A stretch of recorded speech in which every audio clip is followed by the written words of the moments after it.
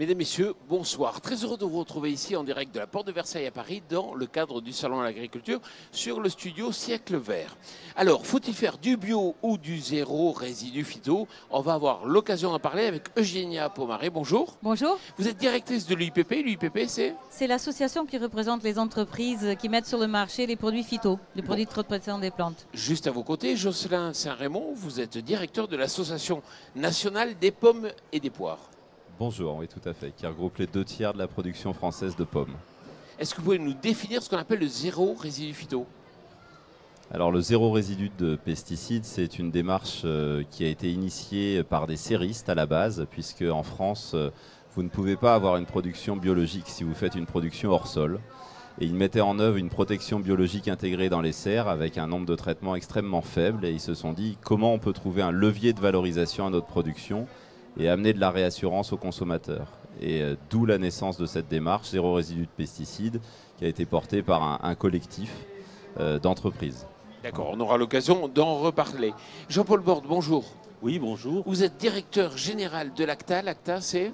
Alors l'ACTA, c'est le regroupement de l'ensemble des 18 instituts techniques agricoles qui travaillent dans le domaine du végétal et de l'animal. Ça représente à peu près 1800 personnes en France qui font de la recherche appliquée, c'est-à-dire qui amènent l'innovation jusque dans la cour des agriculteurs. Et à vos côtés, Alain Vidal, bonjour. Bonjour. Vous êtes vigneron dans le Bordelais, où À Blaye. précisément? À Blaye. Qu'est-ce que vous faites comme type de vin? Eh bien, des blancs, des rouges, rosés, clairés et un vin liquoreux. Bon, on pourra peut-être en parler aussi. Vous êtes venu avec des pommes et des poires. Des pommes et des poires, effectivement, la représentation de la diversité de nos terroirs, de la diversité des qualités. Donc une poire Angélis, par exemple, que vous avez dans la main, produite dans le Val-de-Loire, mais également une Braeburn du sud-ouest, une Gold Rush qui vient du pays de Cognac, qui est une variété résistante à la tavelure, une pomme Ariane également résistante, et puis une Golden des Alpes IGP qui pousse en altitude. Alors, il y a marqué verger éco-responsable. Sur votre t-shirt, il y a marqué verger éco-responsable. Ça signifie quoi? Verger éco-responsable, en fait, c'est un cahier des charges de production avec une éthique de production. Pour nous, c'est d'essayer d'avoir la production qui a l'impact environnemental le plus faible. Ça veut dire que dans nos vergers, on met en œuvre toutes les méthodes qui sont complémentaires et alternatives aux produits phytosanitaires. Et quand on a besoin de venir protéger les plantes, on s'autorise tous les outils, qu'ils soient bio ou conventionnels. Donc on va dire qu'on fait un petit peu, on va chercher le meilleur des deux mondes. C'est-à-dire que vous faites du bio, sauf qu'il y a le feu, là par contre vous traitez. C'est-à-dire qu'on s'interdit aucun produit autorisé par la réglementation en bio et en conventionnel. Voilà. Concrètement, est-ce que vous arrivez à mieux valoriser justement vos pommes et vos poires grâce à ces méthodes? Aujourd'hui, on a surtout construit cette démarche pour expliquer aux consommateurs nos méthodes de production dans les vergers, la différence et la qualité et le savoir-faire des producteurs français, qui est reconnu puisqu'on exporte à peu près un tiers de notre production sur les marchés du monde et notre valeur moyenne d'exportation est 30% plus chère que la moyenne mondiale. Donc ça veut dire que la qualité et le savoir-faire français et des pomiculteurs vergers éco-responsables est reconnu à l'international. Est-ce que vous les vendez moins cher que le bio, mais plus cher que le conventionnel? Elles sont vendues moins cher que le bio nécessairement aujourd'hui sur le marché et on va dire que sur le marché français c'est devenu la référence et que pour nous c'est surtout un levier pour nous préserver vis-à-vis des importations d'autres origines sur notre marché. Est-ce que vous avez l'impression que verger éco-responsable c'est connu du grand public?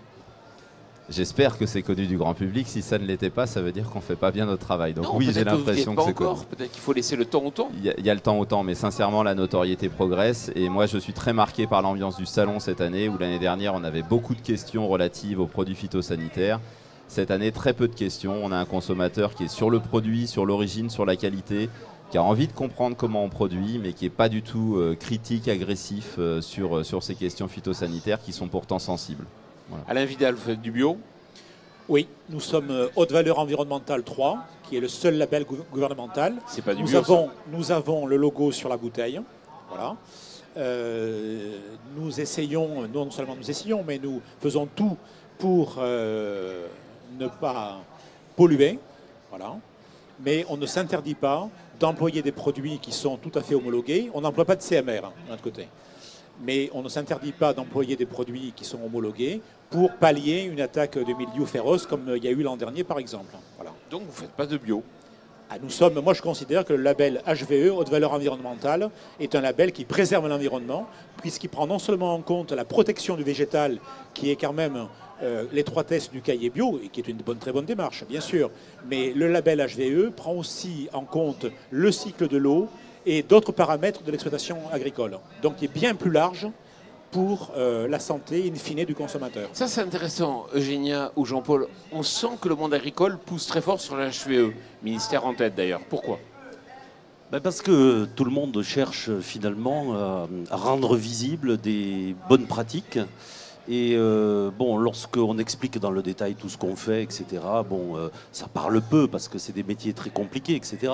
Le fait de dire, voilà, je suis bio, je suis HVE, je suis éco-responsable, petit à petit, c'est un référentiel qui s'installe dans la tête du consommateur. Et donc il dit, voilà, c'est un gage de confiance finalement. Eugénia ? Je voulais juste rebondir par rapport à ce qui vient d'être dit.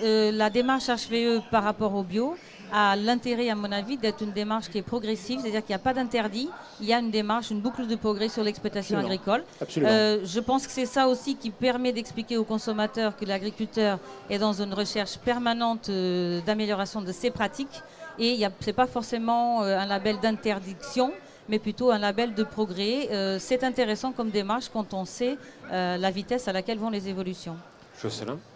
Pour nous, c'est le label du mieux. On est d'ailleurs aujourd'hui membre fondateur de l'association de développement de la haute valeur environnementale aux côtés des vignerons indépendants et d'autres associations, notamment fruits et légumes.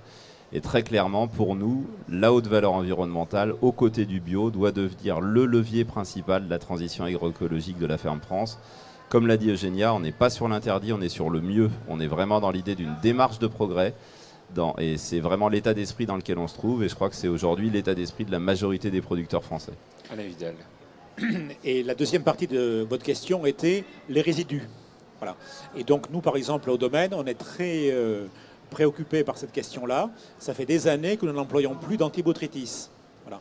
Parce qu'effectivement, lorsqu'on emploie des produits, on applique des produits fin août, début septembre, il y a quand même des chances, des risques, même s'ils sont minimes, bien évidemment, d'avoir des résidus à la récolte. Bon. Et donc, on emploie d'autres méthodes, prophylactiques, notamment, pour lutter contre la pourriture grise. Voilà un exemple. Alors, c'est vrai que le thème du débat, c'est le bio ou le zéro résidu phyto. Vous l'avez enterré un peu, le zéro résidu phyto, un peu rapidement, non ? Dans votre propos, est-ce que ce n'est pas une alternative intéressante ? Alors aujourd'hui, c'est certainement un segment de marché qui peut permettre de rassurer le consommateur. Mais très clairement, dans notre approche aujourd'hui, nous on considère deux choses. Vis-à-vis du bio, considérer que le bio est mieux disant qu'une autre forme d'agriculture parce que c'est des molécules qu'on peut retrouver dans la nature, pour nous, en termes simplement scientifiques, ça n'a pas de sens. Donc c'est pour ça qu'on s'attache essentiellement à notre impact, quelle que soit la matière active que l'on va utiliser et son origine. Et on n'est pas là pour opposer les modèles entre eux. Et à côté de ça, la notion du zéro résidu aujourd'hui, nous considérons dans l'association que les normes sanitaires fixées en Europe et au niveau national garantissent la sécurité sanitaire de la production. Donc si un consommateur a vraiment très très peur, écoute les médias et veut se rassurer qu'il aille sur le zéro résidu, ça peut le rassurer, lui permettre de revenir à l'achat sur un produit. Mais aujourd'hui, il faut se faire plaisir, se rassurer. On peut manger de l'origine France, qu'elle soit bio, sans résidus, verger éco-responsable, HVE, certification environnementale. On est à la pointe en France. Voilà. Génial. Alors, les entreprises que je représente fournissent effectivement en produits phytosanitaires à la fois le bio et le conventionnel. Et le consommateur peut être rassuré parce que sur ce qu'il trouve sur les étals français, plus de 97% des produits agricoles respectent les limites maximales de résidus. Donc c'est bien parce qu'il y a dans la pratique agricole, comme on vient de dire, un respect des règles qui permettent qu'au final, le produit agricole peut être consommé sans aucune préoccupation de la part du consommateur. Jean-Paul Lourde. Oui, cette question du zéro résidu est intéressante, elle pose beaucoup de questions. Celles qui me viennent à l'esprit, c'est par exemple zéro résidu de quoi? Alors là, on a parlé de produits phytosanitaires. Mais peut-être que demain, la société dira, ou le consommateur, moi je veux zéro résidu d'autre chose. Bon, alors on pourrait aussi dire zéro résidu d'alcaloïdes, de mycotoxines, etc. Donc on voit bien que c'est un peu une course sans fin qui protège plus l'esprit que le corps, puisque ça a été dit, il y a quand même des normes qui sont faites pour garantir la sécurité sanitaire des aliments. Et puis, ça me pose aussi un autre problème, c'est que veut dire le zéro. Et en particulier, aujourd'hui, on parle souvent de la limite de détection des appareils comme étant un peu le zéro connu. Mais cette limite, elle évolue. On a parlé de microgrammes, ensuite de nanogrammes. On commence à parler de picogrammes. Alors, je ne sais pas si vous savez ce que c'est qu'un picogramme. C'est une millionième partie, alors 10-12, une millionième partie d'un millionième. C'est-à-dire que si on le ramène à des choses qui soient visibles ou compréhensibles, c'est comme si j'allais rechercher 1 gramme d'une substance sur le poids de 100 tours Eiffel. Donc quand on arrive à ce stade-là, et puis la science va aller encore plus loin, ça veut dire qu'on va trouver de tout dans tout. Voilà. Et donc la question c'est où s'arrête-t-on et où mettons un peu de bon sens dans tout ça. C'est pour ça que ici je n'ai entendu que des propositions de bon sens, c'est-à-dire voilà, on combine un petit peu les choses. Je vous entends, mais imaginez le consommateur, ça devient super complexe votre affaire.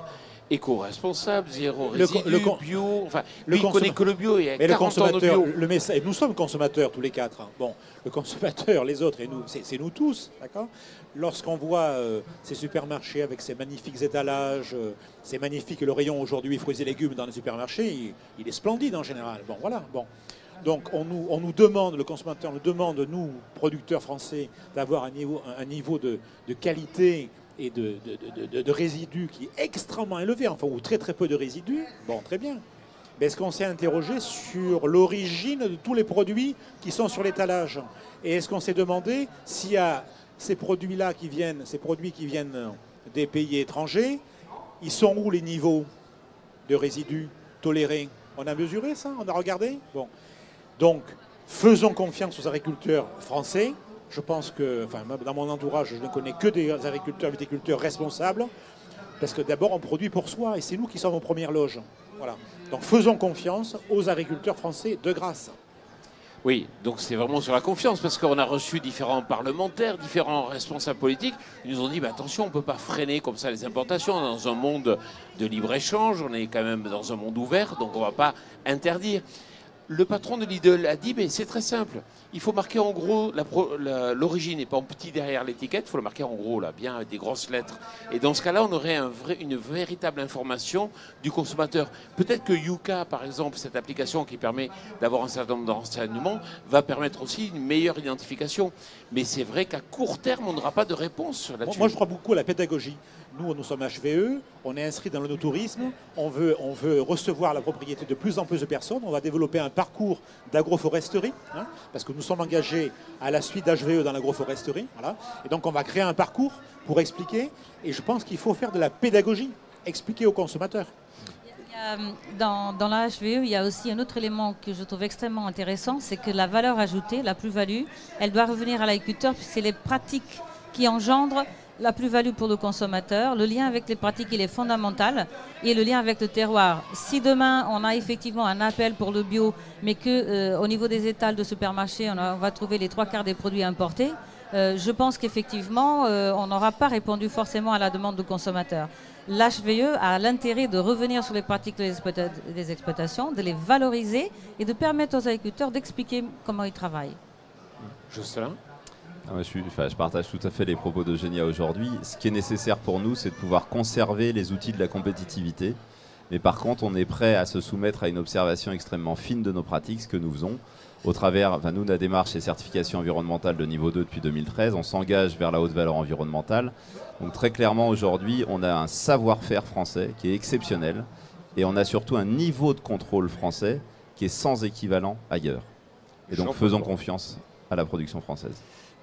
Oui, je voudrais dire qu'il faudrait faire peut-être un peu plus d'efforts de pédagogie pour donner une vision globale aux consommateurs de la qualité de ce qu'ils consomment. Parce que aujourd'hui, l'opinion publique pointe par exemple les pesticides, demain autre chose, etc. Mais du coup, on perd la vision globale. On peut peut-être avoir un aliment, on va dire, sans pesticides, mais qui aura d'autres défauts. Et donc, ce qu'il faut amener aux consommateurs, c'est une vision globale, y compris la façon dont il a été produit. Et c'est ça qui est intéressant dans ces démarches, c'est que ce n'est pas centré sur le résultat dans le produit, c'est centré sur un ensemble de pratiques qui, elles, sont durables, qui préservent l'environnement, etc. En aparté, nous, on avait commencé le débat et j'étais tout à fait d'accord avec Eugénia pour dire que nous, par exemple, viticulteurs, ce qui est fondamental, c'est le terroir, c'est l'origine. Bon, donc il faut préserver le terroir. Et donc il faut absolument garantir évidemment un produit parfaitement sain, et je pense qu'on est à un niveau d'exigence extrêmement élevé, mais un produit de grande qualité, une qualité régulière, et à un prix abordable. Voilà. Vous êtes quand même tous d'accord que HVE, personne ne connaît aujourd'hui. Le label Oui. ne date que de la certification 2012, donc c'est très récent. C'est très récent. C'est pour ça qu'on a créé l'association de développement de la haute valeur environnementale. L'idée, c'est de faire se connaître l'ensemble des filières qui s'engagent dans la démarche, justement pour pouvoir communiquer auprès du consommateur et faire connaître cette démarche. Et Génial. pour nous, le défi, c'est justement de pouvoir suivre, être à l'écoute des besoins des agriculteurs. Et notre engagement fort, c'est de fournir à ces agriculteurs qui sont dans une dynamique de progrès les produits et les solutions dont ils ont besoin. Pas que les produits, je parlerai plus globalement de solutions. Madame, messieurs, merci beaucoup d'être venus ici et débattre de cette question. Le Merci. bio ou le zéro résidu phyto? Apparemment, ce n'est pas le zéro résidu phyto non plus. Merci à vous d'être venus sur ce plateau. Merci à vous.